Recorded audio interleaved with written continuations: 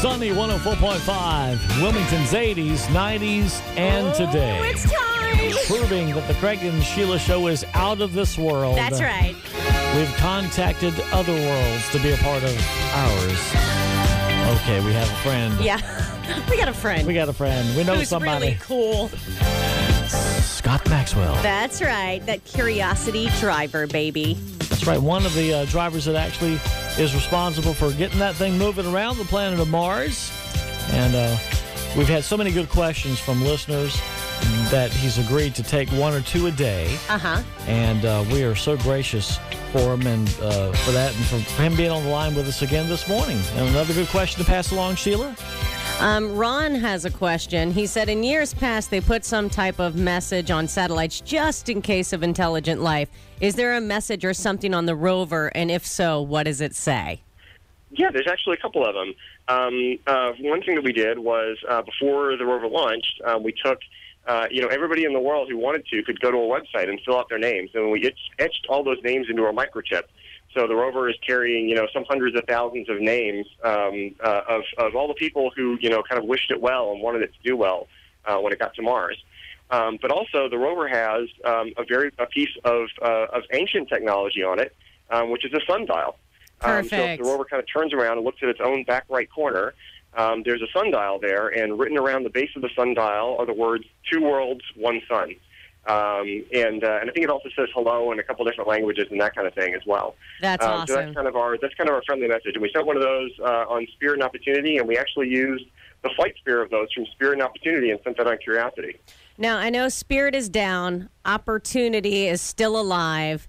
Yes, Where is Spirit and Opportunity in relation to Curiosity? And when are you getting to the ice caps? Well, it'll be a while before we send the rover to the ice caps. But Spirit and Opportunity are. But we did send Mars Phoenix landed something like 60 degrees north latitude. So that's about as close as we've gotten. Spirit and Opportunity, we landed on just about opposite sides of Mars. So one of them's basically in Martian Texas and one of them's in Martian China. Oh, that's a good relation. They're basically 180 degrees offset. And Curiosity is a lot closer to the Spirit side of the world than to the Opportunity side of the world. Still hundreds and hundreds of kilometers away, but a lot closer to Spirit than to Opportunity. Can I ask you a pretty generic question? When you first got involved with this program, what did you want to find, or maybe you still want to find? What do you want to come out of this? Well, what I personally like, so what NASA is trying to do, NASA is trying to answer the question of, was there ever life on Mars? We don't think there's any life on Mars today, but Mars shows signs from orbit of having once been a past habitable environment. And the rovers have found that, Mars, there once had water on the Martian surface, and we're kind of answering these questions about a habitable environment. And the great thing about this is, about this question of whether there was ever life on Mars, is you get a really profound answer whether it's yes or no.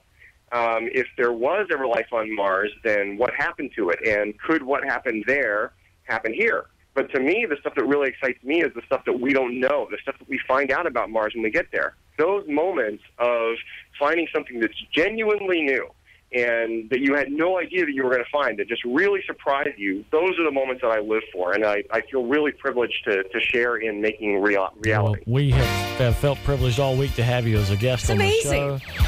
We've learned so much. I know. And when you finish driving around up there looking for intelligent life, there's a few places we'd like you to try here on Earth. Get back we to could use one of them rovers. If you'd like to hear Scott's entire interview, we will be posting it very soon. This segment will be up on our YouTube page as well as Facebook and our website as well, which is 1045sunnyfm.com.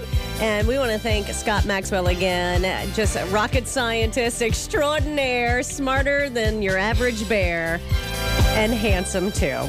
From Sunny 104.5.